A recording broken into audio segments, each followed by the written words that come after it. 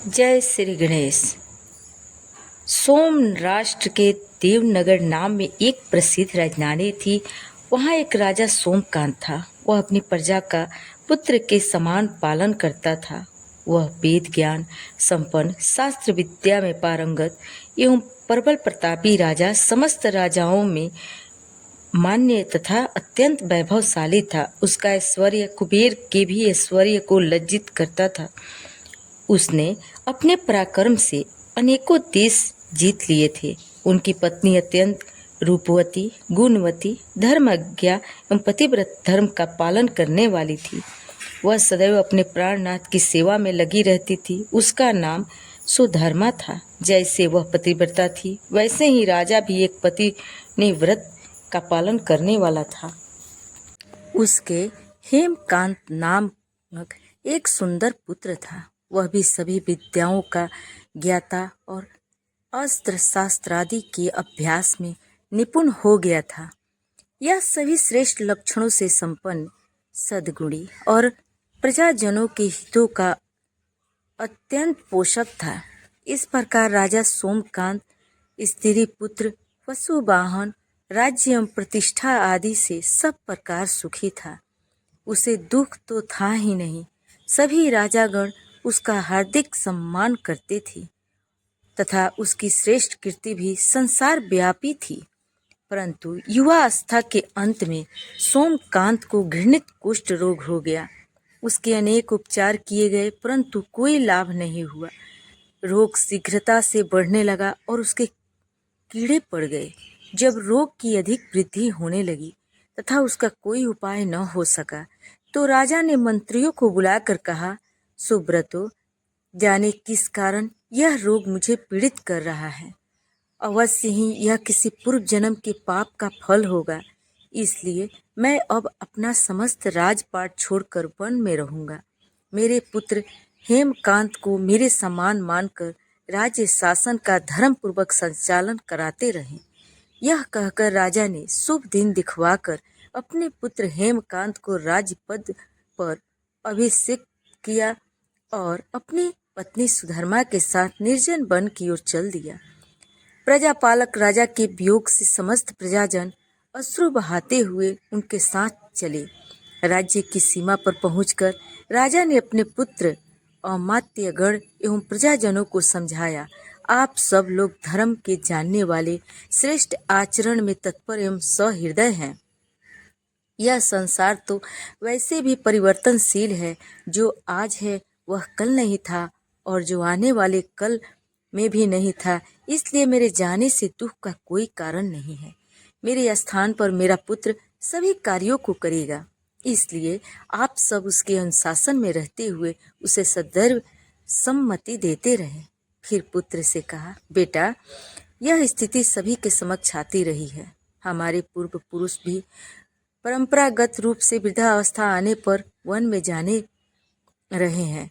मैं कुछ समय पहले ही वन में जा रहा हूँ, तो कुछ पहले या पीछे जाने से कोई अंतर नहीं पड़ता। यदि कुछ वर्ष बाद जाऊं तब भी मोह का त्याग करना ही होगा।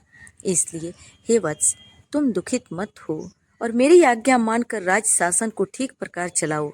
ध्यान रखना, क्षत्रिय धर्म का कभी त्याग न करना और प्रजा को सदा सुखी रखना।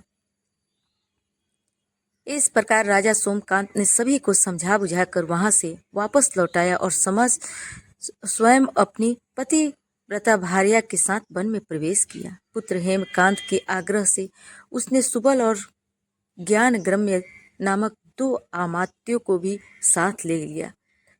उन सब ने एक समतल पर एवं सुंदर स्थान देखकर वहां विश्राम किया। तभी उसे एक मुनि कुमार दिखाई दिया।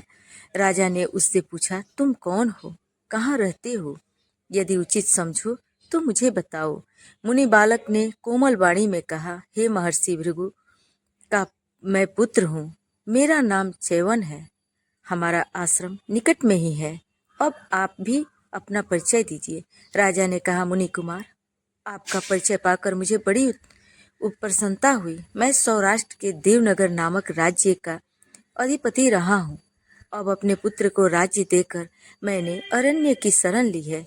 मुझे कुष्ठ रोग अत्यंत पीड़ित किए हुए है। उसकी निवृत्ति का कोई उपाय करने वाला हो तो कृपा करके मुझे बताइए।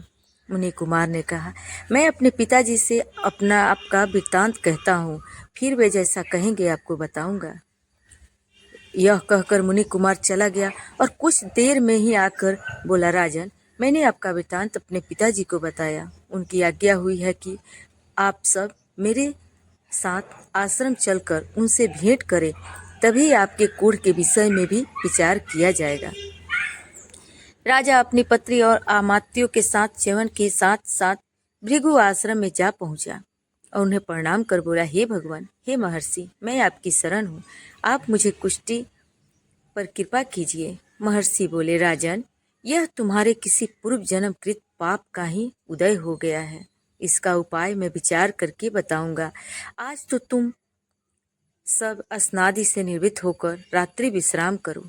महर्षि की आज्ञा अनुसार सबने बस्तान भोजन आदि के उपरांत रात्रि व्यतीत की और प्रातः स्नादि नित्य कर्मों से निवृत्त होकर महर्षि की सेवा में उपस्थित हुए। महर्षि ने कहा, राजन, मैंने तुम्हारे पूर्व जन्म का वृत्तांत जान लिया है और यह भी विदित कर लिया है कि किस पाप के फल से तुम्हें यह घृणित रोग की प्राप्ति हुई है। यदि तुम चाहो तो उसे सुना दूं। राजा ने हाथ जोड़कर निवेदन किया, बड़ी कृपा होगी मुनिनाथ, मैं उसे सुनने के लिए उत्कंठित हूँ।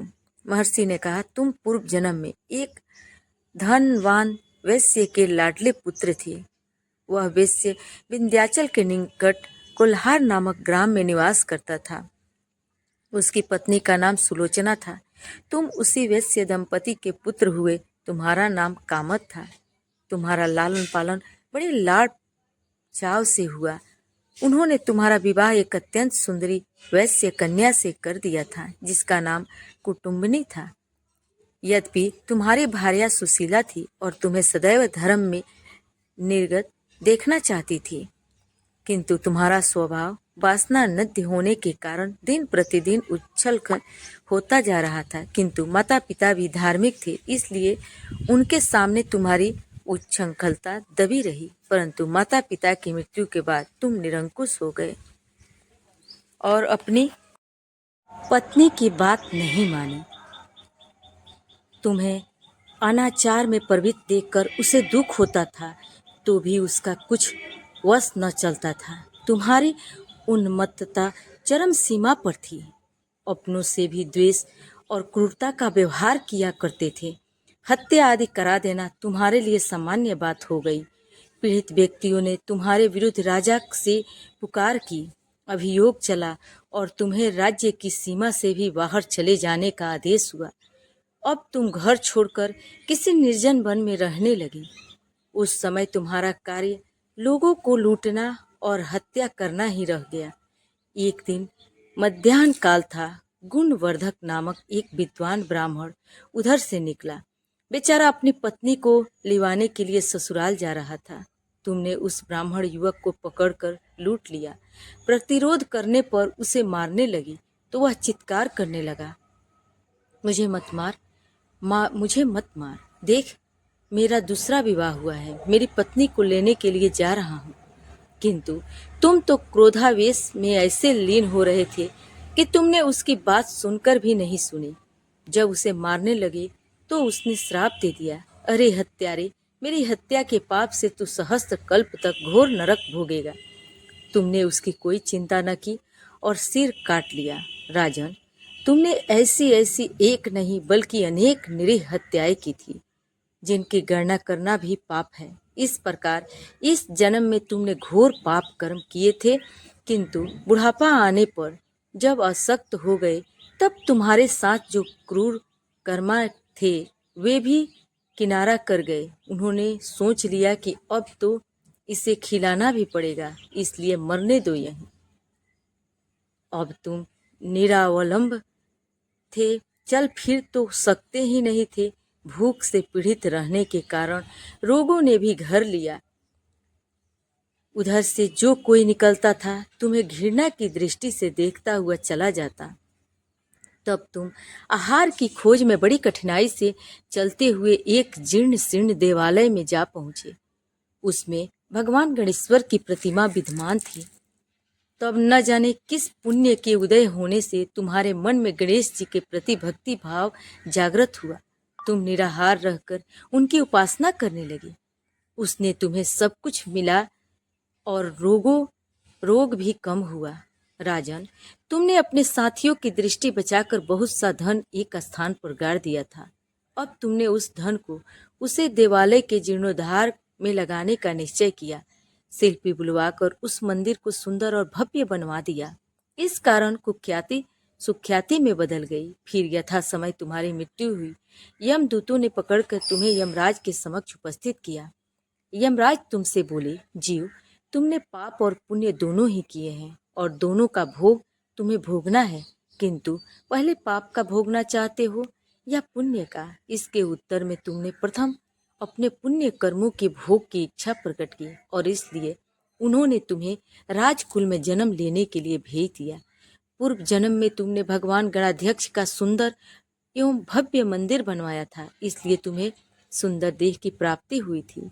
यह कहकर महर्षि भृगु कुछ रुके, क्योंकि उन्होंने देखा कि राजा को इस वृत्तांत पर शंका हो रही है। तभी महर्षि के शरीर में असंख्य विकराल पंछी उत्पन्न होकर राजा की ओर झपटे। उनकी चोंच बड़ी तीक्ष्ण थी, जिनसे वे राजा के शरीर को नोच नोच कर खाने लगे। इसके कारण उत्पन्न असह्य पीड़ा से व्याकुल हुए राजा ने महर्षि के समक्ष हाथ जोड़कर निवेदन किया, प्रभु, आपका आश्रम तो समस्त दोष द्वेष आदि से परे है और यहाँ मैं आपकी शरण में बैठा हूँ, तब यह पंछी मुझे अकारण ही क्यों पीड़ित कर रहे हैं? हे मुनिनाथ, इनसे मेरी रक्षा कीजिए।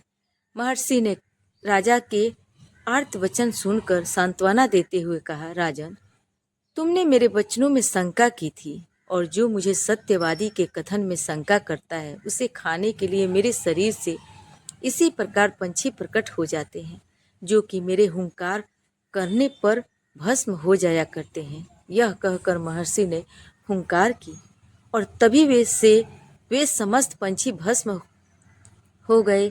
राजा श्रद्धावान होकर उनके समस्त अश्रुपात करता हुआ बोला, प्रभु, अब आप पाप से मुक्त होने का उपाय कीजिए।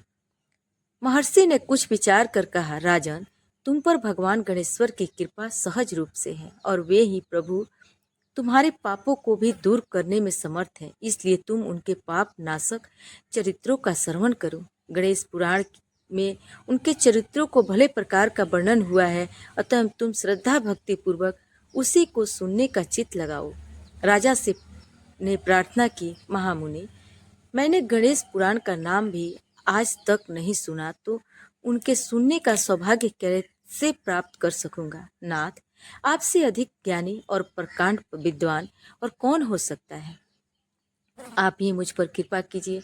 महर्षि ने राजा की दीनता देखकर उसके शरीर पर अपने कमंडलू का मंत्रपूत जल छिड़का। तभी राजा को एक छींक आई और नासिका से एक अत्यंत छोटा काले वर्ण का पुरुष बाहर निकल आया। देखते देखते वह बढ़ गया। उसके भयंकर रूप को देखकर राजा कुछ भयभीत हुआ, किंतु समस्त आश्रमवासी वहां से भाग गए। वह पुरुष महर्षि के समक्ष हाथ जोड़कर खड़ा हो गया। भृगु ने उसकी ओर देखा और कुछ उच्च स्वर में बोले, तू कौन है, क्या चाहता है? वह बोला, मैं साक्षात पाप हूँ, समस्त पापियों के शरीर में मेरा निवास है। आपके मंत्रपूत जल के स्पर्श से मैंने विवश होकर राजा के शरीर से बाहर निकलना पड़ा। अब मुझे बड़ी भूख लगी है, बताइए क्या खाऊं और कहाँ रहूं? महर्षि बोले, तू उस आम के अवकाश स्थान में निवास कर और उसी वृक्ष के पत्ते खाकर जीवन निर्वाह कर। यह सुनते ही वह पुरुष आम के वृक्ष के पास पहुंचा, किंतु उसके स्पर्श मात्र से वह वृक्ष जलकर भस्म हो गया। फिर जब पाप पुरुष के रहने के लिए कोई स्थान दिखाई न दिया तो वह अंतर्हित हो गया। महर्षि बोले, राजन, कालांतर में यह वृक्ष पुनः अपना पूर्व रूप धारण करेगा। जब तक यह पुनः उत्पन्न न हो तब तक मैं तुम्हें गणेश पुराण का श्रवण कराता रहूंगा। तुम पुराण श्रवण के संकल्प पूर्वक आदि देव गणेश जी का पूजन करो, तब मैं गणेश पुराण की कथा का आरंभ करूंगा। मुनिराज के आदेशानुसार राजा ने पुराण श्रवण का संकल्प किया, उसी समय राजा के अनुभव किया कि उसकी समस्त पीड़ाएं दूर हो गई हैं। दृष्टि डाली तो कुष्ठ रोग का अब कहीं चिन्ह विशेष नहीं रह गया था। अपने को पूर्ण रूप से रोग रहित और पूर्वत सुंदर हुआ देखकर राजा की आश्चर्य की सीमा न रही और उसने महर्षि के चरण पकड़ लिए और निवेदन किया, हे प्रभु, मुझे गणेश पुराण का विस्तार पूर्वक श्रवण कराइए। महर्षि ने कहा, राजन, यह गणेश पुराण समस्त पापों और संकटों को दूर करने वाला है।